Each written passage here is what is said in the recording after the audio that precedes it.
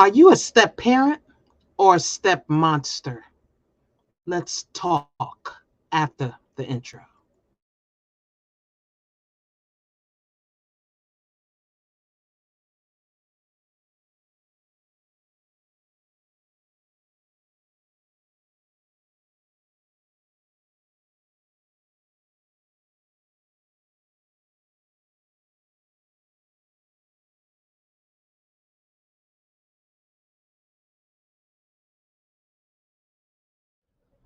I am your poetic haiku host, Kim B. Miller, the first African American poet laureate for Prince William County, Manassas, and Manassas Park, Virginia, award winning spoken word poet, facilitator, speaker, teaching artist, author.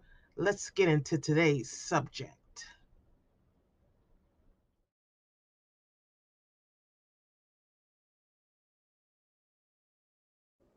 Welcome to Poetically Thinking. We're not going to waste any time. Let's jump right in.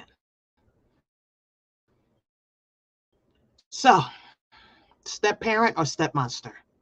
I've been looking and hearing and been tagged in different things on different platforms regarding this subject. So, here we go. We're going straight in. You don't have the right to demand that the child who just got into your life call you mom or dad or mama or whatever the case is. They should be picking a name that they feel comfortable calling you. You don't get respect, you earn respect. And for the current parent who's been there in their life the whole time, why are you letting a new parent come in and take over, trying to erase the parent that was there, especially when the parent has died? That is crushing to a child.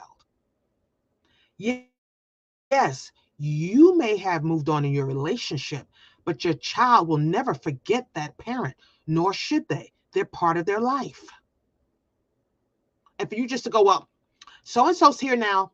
They're now mommy. Call them mommy. If they ever asked if that's stepmommy, don't say that they're not. Then they're now Don't do that. What you're telling them is a part of who they are is not even relevant. So you're telling them that they're not relevant. These are the drops that you're putting in their life. What drop are you putting in your child's life?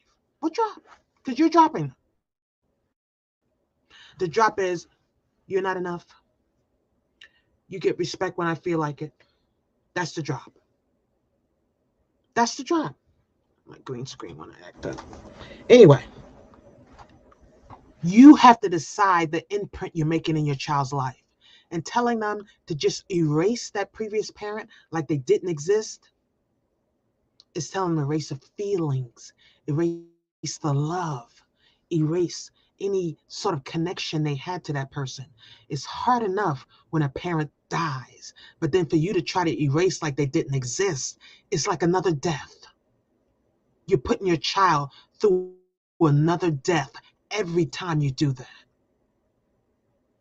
You're messing with their mental stability every time you do that. That's the drop you're leaving. Mental instability, lack of love. Is that what you want to do? Because that's what you're doing. Let them pick the name. I get it. You're in a new relationship, blah, blah, blah. Maybe the relationship wasn't good. Maybe you don't want 55,000 reminders of that person in your house. I get it. But your child may need it. So what you do is you find a place that everybody can agree on. Definitely their room. Their room should be full of love. It should be full of those precious memories, the pictures, even if it's pictures of all y'all together. That's what happened at the time. And then if there's another part of the room that another part of the house or the apartment or wherever you live in that you can agree on, then you put up one or two things.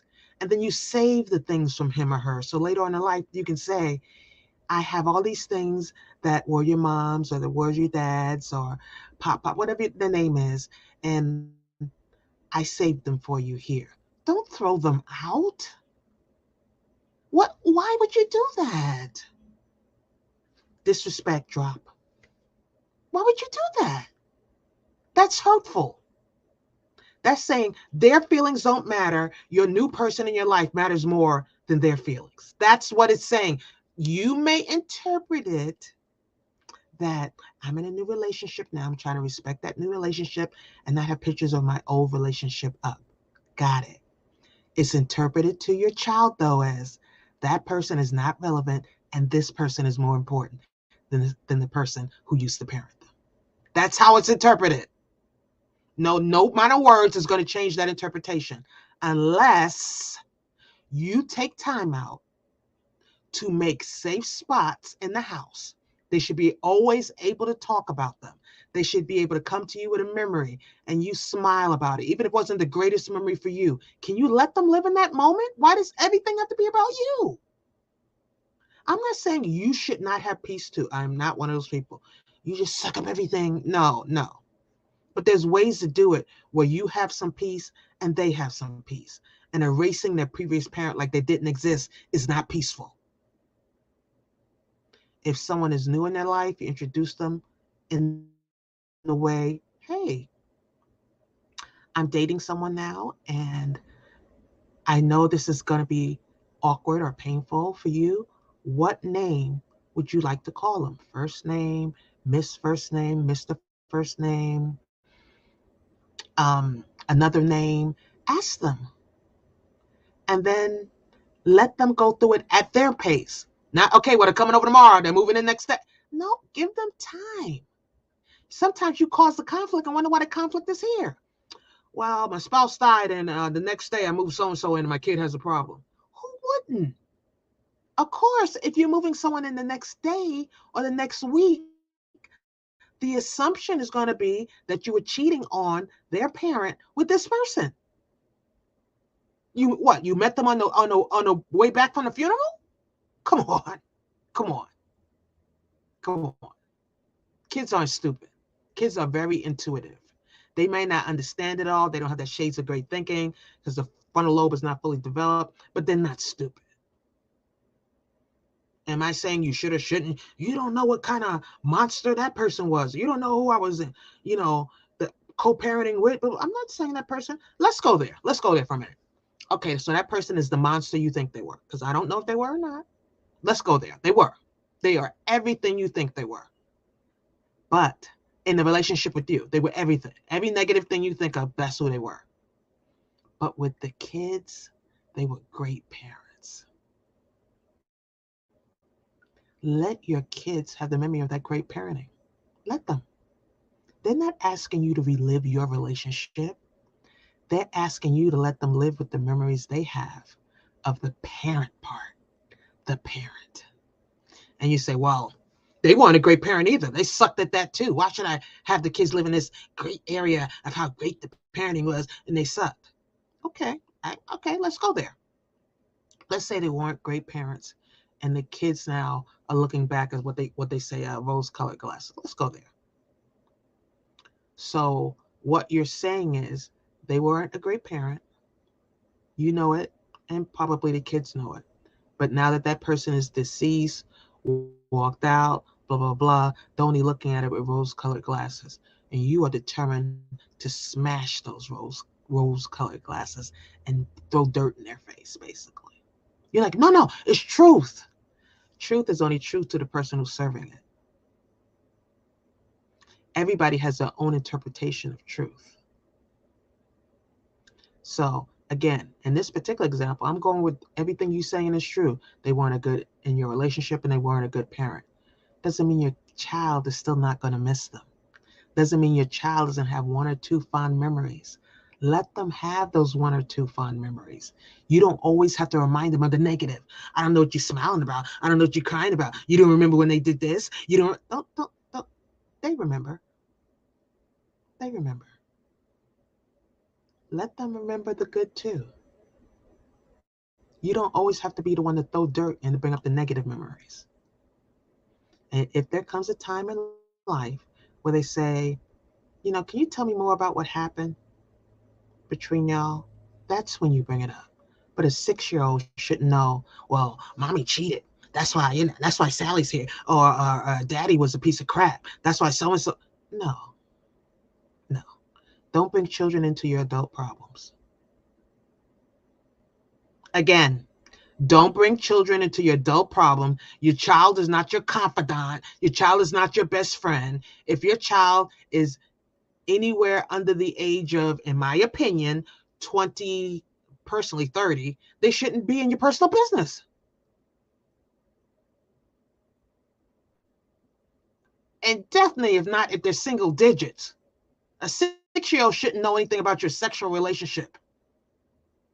And stop miss me with the, oh, that's my best. No, your child cannot be your best friend. They're your child. You have to parent. And really, some of y'all are not looking for best friends. You're looking for someone to be on your side, someone to tear the other parent down with. You're not looking for someone to amen what you're saying. You're looking for someone to degrade. You cannot teach hate and limit its use. I'm going to say that again. You cannot teach hate and limit its use. If you teach them to hate somebody else, eventually that hate will come back on you. And some of you are wondering, how did I get here? Blah, blah, blah. Because you taught them hate. You taught them to hate so-and-so. And you thought it would never come back on you. You thought they'd never look at you and be like, so great about you. Why are you so blah, blah, blah? Why are you? And then they find out information that you have provided is not accurate. Now they're looking at you in a whole nother light. Kids will figure out things. And when they're old enough to come to you to figure out things, make sure you give an even-sided, detailed recollection of what happened. Your wrongs too. Not, I was just the perfection of perfection, and they were just mean to me. Stop. Start the conversation off with what you did wrong, what they did wrong, and what you wish you had done better. But just degrading and forcing your kid to call somebody else a name and pretending like the person who didn't exist is detrimental to your child. If no one else has told you that, let me be the first one. It's detrimental. It hurts them. Whatever your reasoning is irrelevant. It hurts them. And some of them have told you that and you ignored it. Oh, you're just being sensitive. Oh, you're just being extra. You'll come around. Blah blah. Really? They're not being sensitive. They're not being extra. They're being a human being with feelings. Whether it's divorce, death, or someone just simply walked out, never came back. Let them have whatever closure they need. For some, it'll be talking about them all the time. For others, they may not want to talk about them. Again, you know I'm a big plus positive person for counseling. But for erasure, denial is not going to do it. Pretending like the person never existed is not going to do it. It has to be discussion. It has to be something that completes the path so that they feel heard and understood. So if they say this new person in your life, because this is where it starts, you brought them in, this new person in your life wants them to call them so-and-so, and they don't want to do that, your first thought should be, you're absolutely right. What name would you like to use? How often, if they're not living in your house, are you open to going out and seeing them? Later, make sure that they're comfortable. And then you wonder why the war is.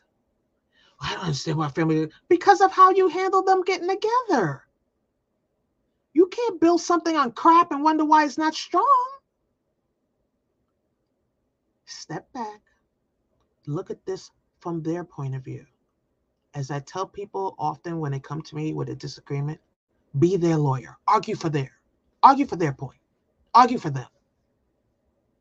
If you can't come up with a single argument for them, that means you're not listening to a word they said.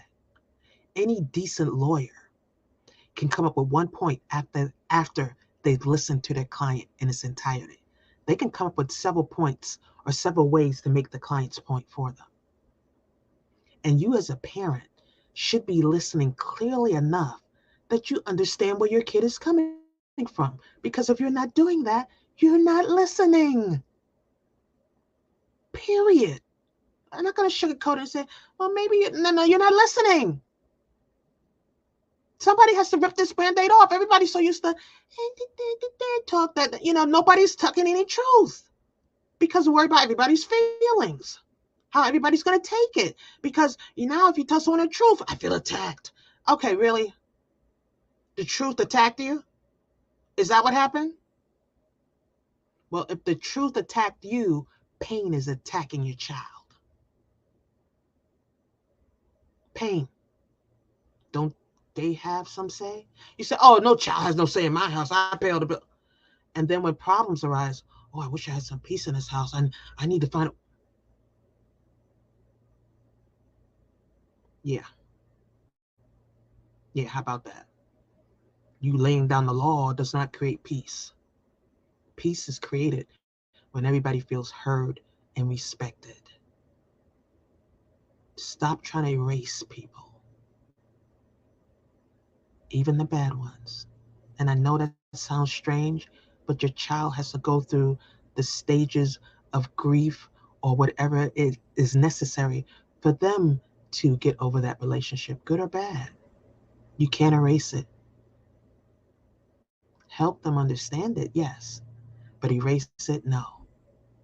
Now, for those of you who had great parents in your life and the parent that was still there tried to erase it, it was nothing to do with you. It was not your fault. It was not your fault. Parents make a lot of mistakes, and hopefully we can learn to do better. Please do better. Your kids need it. I'll end with this Kimism, and as always, it's not that you didn't know, it's that you know and you don't do better. Kimism. You are here to assist, to help, to improve, not to demean, bring down, demand. You want respect? Respect is earned, even with children. Don't be the step monster. Be the step parent. Don't ask them to erase who they've known. Ask them to remember who they love.